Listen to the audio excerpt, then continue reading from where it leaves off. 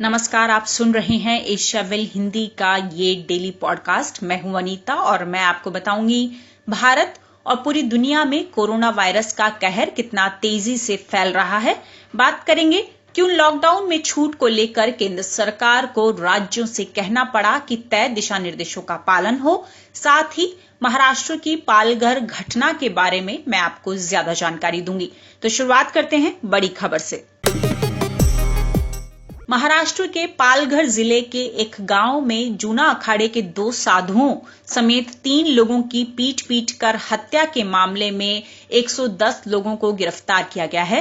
राज्य सरकार ने इस मामले में उच्च स्तरीय जांच के आदेश भी दे दिए हैं, लेकिन इस बीच इस पूरी घटना पर बवाल जारी है। बॉलीवुड हस्तियों से लेकर राजनीतिक दल इस पर प्रतिक्रिया दे रहे हैं, तो वहीं ट्विटर पर हिंदू संतों की हत्या क्यों का हैशटैग ट्रेंड कर रहा है। बड़ी संख्या में लोग इस घटना पर रोष जता रहे हैं। आम आदमी पार्टी के सांसद संजय सिंह ने इस घटना को मानवता पर कलंक करार दिया, तो वहीं अखिल भारतीय अखाड़ा परिषद के अध्यक्ष महंत नरेंद्र गिरि ने घटना की निंदा करते हुए महाराष्ट्र सरकार के खिलाफ आंदोलन की चेतावनी दे डाली। बीजेपी की तरफ से कड़ी कार्रवाई की मांग की जा रही है, तो वहीं कुछ ने आरोपियों पर रासुका के तहत कार्रवाई करने की बात कही।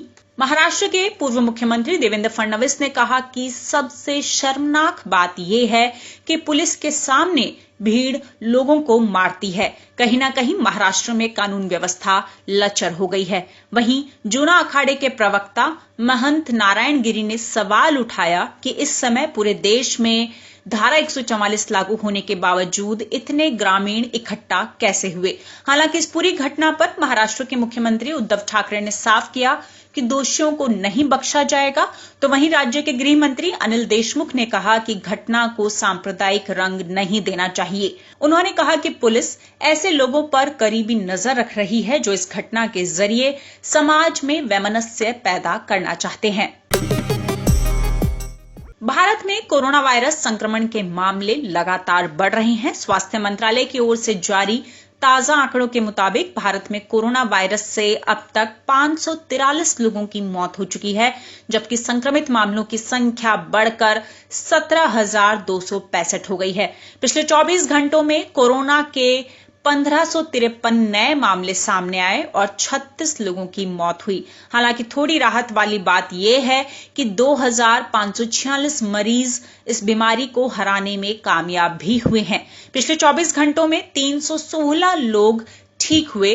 अब तक का ये सबसे बड़ा आंकड़ा है, यानी पिछले 24 घंटों में संक्रमण और ठीक होने के मामलों ने अब तक का रिकॉर्ड तोड़ा है। स्वास्थ्य मंत्रालय के मुताबिक देश के 6 राज्य ऐसे हैं जहां पर कोरोना का संक्रमण सबसे ज्यादा फैला है। देश में कुल कोरोना वायरस मामलों के 71% से ज्यादा मामले इन 6 राज्यों से ही हैं। सबसे ज्यादा कोरोना संक्रमित मामले महाराष्ट्र में हैं, जहां पर अब तक 4,203 लोग इस वायरस से संक्रमित हो चुके हैं। महाराष्ट्र के बाद दूसरा नंबर दिल्ली का है, जहां पर 2003 मामले सामने आ चुके हैं। तीसरे नंबर पर 1,743 मामलों के साथ गुजरात है, तो चौथे नंबर पर 1478 मामलों के साथ राजस्थान, 5वें नंबर पर 1477 मामलों के साथ तमिलनाडु और सबसे आखिर में 1407 मामलों के साथ 6ठे नंबर पर है मध्य प्रदेश। इन 6 राज्यों के अलावा अब उत्तर प्रदेश में भी कोरोना संक्रमण का आंकड़ा 1000 के पार चला गया है। उत्तर प्रदेश में अब तक 1084 लोग कोरोना की चपेट में हैं। मौत के आंकड़ों को देखें तो सबसे ज्यादा 223 लोगों की मौत महाराष्ट्र में हुई है। महाराष्ट्र के बाद मध्य प्रदेश में 70, गुजरात में 63 और दिल्ली में 45 लोगों की कोरोना से जान चली गई। देश में कोरोना वायरस महामारी की वजह से लॉकडाउन का आज 27वां दिन है। केंद्र सरकार ने आज से लॉकडाउन के तहत कुछ शर्तों के साथ सीमित छूट दी है। केंद्र सरकार के मुताबिक स्वास्थ्य सेवाओं, खेतीबाड़ी से जुड़े काम, मछली पकड़ने और पशुपालन गतिविधियों की देश के कई हिस्सों में अनुमति होगी। इसके साथ ही चाय, कॉफी और रबर बागान में अधिकतम 50% मजदूर काम कर सकेंगे। मनरेगा के तहत होने वाले कार्यों की अनुमति होगी, लेकिन सोशल डिस्टेंसिंग के नियमों का पालन करना और मास्क पहनना अनिवार्य होगा। बिजली, पानी, गैस जैसे सार्वजनिक उपयोग की वस्तुओं की आपूर्ति होती रहेगी। राज्यों के बीच और राज्य के अंदर भी माल ढुलाई की इजाजत दी गई है। निर्माण क्षेत्र के कामकाज को शुरू करने की अनुमति होगी। केंद्र और राज्य सरकारों के दफ्तर भी आज से खुल सकेंगे। इस बीच कुछ राज्यों ने अपने यहां ढील नहीं देने की बात कही है। इसमें दिल्ली और तेलंगाना शामिल है। तो केरल ने राज्य में कुछ अतिरिक्त रियायतें देने का ऐलान किया, जिसके बाद केंद्रीय गृह मंत्रालय ने इस पर आपत्ति जाहिर करते हुए केरल समेत बाकी राज्यों को गाइडलाइन की अनदेखी नहीं करने के निर्देश दिए हैं। केंद्र ने साफ कहा कि राज्य देशव्यापी लॉकडाउन की अवधि के दौरान अपने हिसाब से गतिविधियों की इजाजत नहीं दे सकते। बता दें कि केरल सरकार की ओर से स्थानीय कार्यशालाओं को खोलने, नाई की दुकानें, रेस्तरां, बुक स्टोर, नगरपालिका सीमा में छोटे और मध्यम उद्योग, छोटी दूरी के लिए शहरों या कस्बों में बस यात्रा, 4 पहिया गाड़ियों की पिछली सीट पर 2 यात्री समेत कई रियायतों का ऐलान किया है। दिसंबर 2019 में चीन के वुहान से फैला कोरोना वायरस अब दुनिया भर में तबाही मचा रहा है। दुनिया भर में रोजाना हजारों लोग इस वायरस से हारकर अपनी जान गंवा रहे हैं। Johns Hopkins coronavirus resource centre के मुताबिक दुनिया भर में कोरोना के संक्रमण की वजह से मौत का आंकड़ा 1,65,000 तक पहुंच गया है। इसके साथ ही संक्रमण के कुल मामलों की संख्या 24 लाख हो गई है। पूरे विश्व में सबसे ज्यादा भयावह स्थिति अमेरिका में बनी हुई है। बीते 24 घंटों में अमेरिका में 1997 लोगों की मौत हो चुकी है।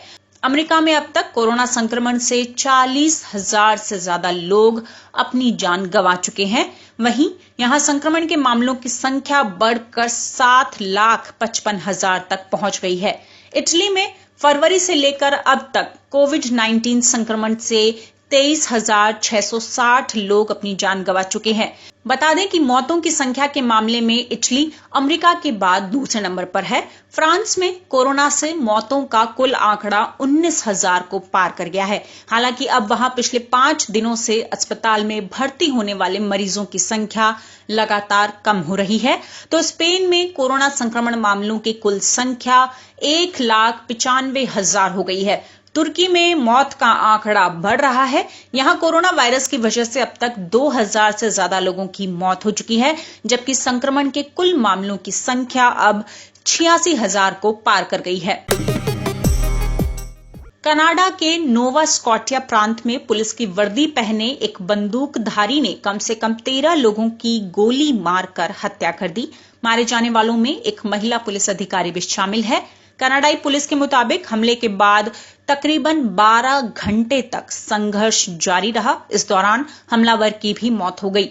ये हमला शनिवार को कनाडा के ग्रामीण कस्बे पोर्टचर में शुरू हुआ। इसके बाद यहां लोगों को घरों में बंद रहने के लिए कहा गया है। अधिकारियों का कहना है कि संदिग्ध हमलावर पुलिस की कार चला रहा था। बता दें कि बंदूकधारी ने पूरे नोवा स्कॉटिया में अलग अलग जगहों पर गोलियां चलाई।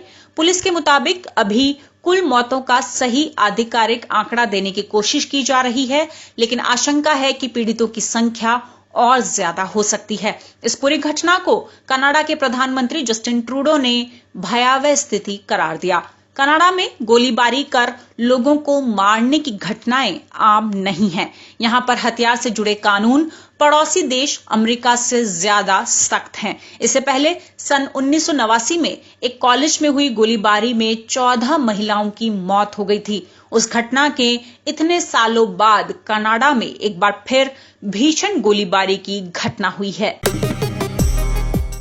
आज के इस पॉडकास्ट में इतना ही। देश और दुनिया की बाकी खबरें देखने, पढ़ने और सुनने के लिए आप बने रहिए एशियाविल हिंदी के साथ। नमस्कार।